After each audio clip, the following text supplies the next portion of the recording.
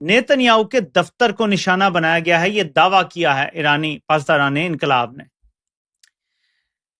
लेकिन इसके साथ साथ मेरे पाकिस्तानियों, एक और डेवलपमेंट जो है वो सामने आ रही है।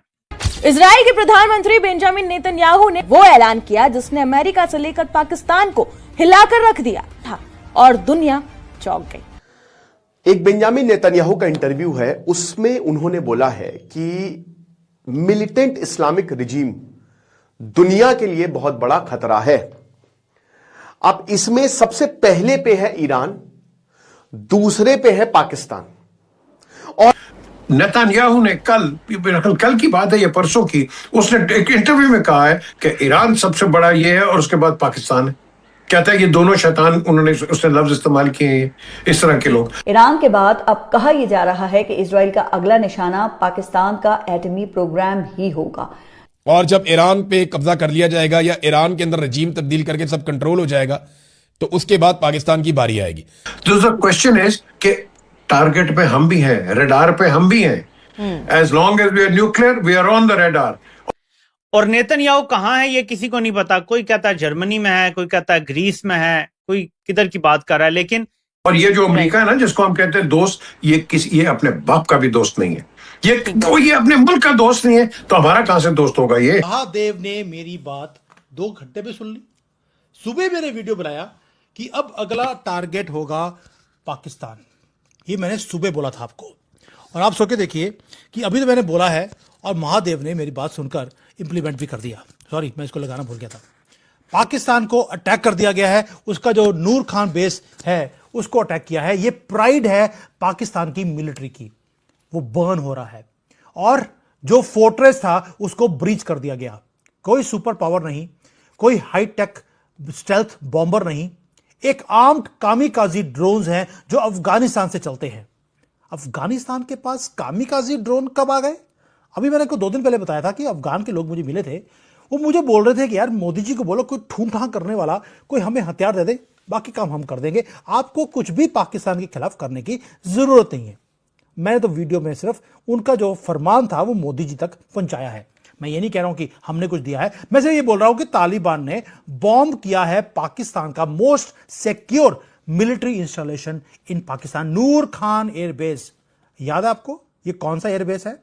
ये वही है जिसके चिथड़े हमने उड़ाए थे ऑपरेशन सिंदूर के अंदर। अपने तज्जियों में जरा इसको भी पढ़ के शामिल कर लें ताकि तुम लोगों की औकात याद रहे। तुम लोग करोगे सर्जिकल स्ट्राइक, तुम लोग करोगे पाकिस्तान पे हमला, ये तुम लोगों की हकीकत है। दी एंड ऑफ इंडिया। और इसके साथ साथ मैं जरा ये भी कहना चाहूंगी कि वहां पे बड़े जो थिंक टैंक्स बैठे हुए हैं, वहां पे ऐसे आर्टिस्ट जो कि बहुत काम करते हैं। हम हसद नहीं करते कि क्योंकि टैलेंट अगर सरहद से पार बैठा तो हम हसद करें। टैलेंट की सर कोई सरहद नहीं होती। कि ये जो ओल्ड एज एक रवाज था कि लीडर्स को नहीं मारा जाता था, ये इंटरनेशनल लॉ की वायलेशन है। दूसरी तरफ पाकिस्तान में तारड़ साहब उस प्रोटेस्ट के अंदर 22 लोग पाकिस्तान में शहीद हो गए हैं, आपस में प्रोटेस्ट करते करते गोलियां खा के मारे गए हैं। इस पे भी जरा कमेंट करें, ये हमारा क्या मजाज है? हमें आज तक प्रोटेस्ट ही नहीं करना आया कि हम अपने ही बंदे मार लेते हैं। लेकिन इससे पहले भी एक बात करना चाहूंगा बिलखसूस, जिस तरह आपने कहा है कि 22 लोग यहां मारे गए, वहां मारे गए, इधर मारे गए। जिस कंट्री में आप बैठे हैं वहां पे उन लोगों का कोई ग्रोथ के लिए, तरक्की की कोई ख्वाहिश मौजूद नहीं है। स्टेम सब्जेक्ट्स के बारे में कोई तवज्जो नहीं है। Science, technology, English and math पे कोई तवज्जो नहीं है। एक इंग्लिश चैनल भी नहीं है। चीमा साहब, आज ये जो पूरी मुस्लिम उम्मा या पूरी दुनिया 16 मिलियन लोगों ने हाईजैक कर ली है। मेरे ख्याल में ये पूरी दुनिया की ज्यूइश कॉलोनी बनने वाली है बड़ी जल्दी, क्योंकि मैं ग्रेटर इजराइल का नक्शा देख के तो मैं घबरा गया हूं। और आज भी वैसे वी आर, जिस तरह बीबी नेतन्याहू ने कहा था कि जिस इंसान के पास सेल फोन मौजूद है वो हमारे रेडार पर है, वो हमारे, हम उसको we know what to do with him. जिस तरह उन्होंने पेजर फाड़े थे और फिर जिस तरीके से आज आप कह रहे हैं ना लीडर को असैसिनेट किया, इंटरनेशनल लॉ की वायलेशन है। वायलेशन चीमा साहब नहीं, दुनिया में पहले भी इस तरह होता रहा, कोई ऐसी बात। मेरे लिए लम्हा फिक्रा है कि फिक्रिया ये है कि ट्रेस किस तरह किया गया है उनको, अंदर से कौन बिका है। चीमा साहब, उनकी तस्वीर सबसे पहले बीबी नेतन्याहू के पास कैसे पहुंची है, उनकी डेड बॉडी की तस्वीर, उसके बाद वो डोनाल्ड ट्रंप साहब के पास कैसे पहुंची, मेरे लिए वो ज्यादा वरिसन है। चीमा साहब दर हकीकत हमारा हर दूसरा आदमी तो मीर जाफर है। चीमा साहब हम तो बिकते हैं, बड़ी थोड़ी सी कीमत से बिक जाते हैं, बड़ी थोड़ी सी कीमत। चले, लेकिन चीमा साहब इससे पहले मैं हैरान हूं, कहते हैं जो मिसाइल मारे गए उनके अंदर भी कैमरे लगे हुए थे। मगर हिंदुस्तान और अफगान तालिबान तो वो बड़े एक्टिवली पार्टिसिपेट किया है। आप कहेंगे वो कैसे? मैं कहूंगा कि उन्होंने they have taken more the active steps, they have in fact वो मारे हैं और मरे भी हैं इजराइल को हेल्प करने के लिए। आप पूछेंगे ये कैसे जी? मैं आपको बताऊं, जैसे ये मोदी साहब बाद में पता चला कि इन्होंने मुफ्ती बाहिनी का पूरा फोर्स इन्होंने कैसे रिक्रूट करके हिंदुस्तान भेजा था, अब पता चल रहा ये है कि भाई Modi during active war situation Israel क्यों भागा एक दिन के लिए? न्यूक्लियर एसेट्स हैं, कमांड सेंटर है पाकिस्तान का, उसके अंदर हमने धज्जियां उड़ाई। पाकिस्तान ने मिलियंस और पिछले 10 महीने से अपनी जो पिछवाड़ा फट गया था उसको सीलने में लगे थे, desperately trying to rebuild it. उसके बाद जैसे ही उन्होंने रीबिल्ड करके उन्होंने बोला कि अब हमारे जो ये हैंगर्स हैं इनके पूरा का पूरा बेस डिस्ट्रॉय हो गया, उन्होंने बोला हमने ठीक कर लिया है, अपनी शेम जो था उसको हाइड करने की कोशिश कर रहे थे, तालिबान ने आकर उसी जगह पर उसको दोबारा से ब्लास्ट कर दिया।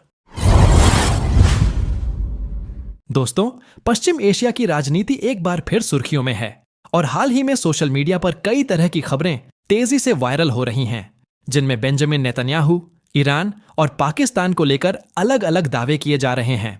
लेकिन सच क्या है, यह समझना बेहद जरूरी है, क्योंकि अंतर्राष्ट्रीय संबंधों में हर बयान और हर खबर का अपना कूटनीतिक संदर्भ होता है।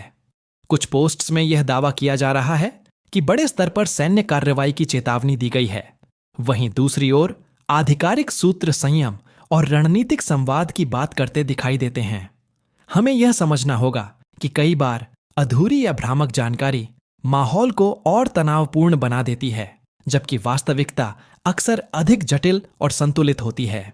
मध्य पूर्व की स्थिति पहले से ही संवेदनशील है और ऐसे में किसी भी देश के परमाणु कार्यक्रम, सुरक्षा रणनीति या संभावित गठबंधनों को लेकर अटकलें लगाना आसान है, लेकिन निर्णायक निष्कर्ष निकालना सही नहीं।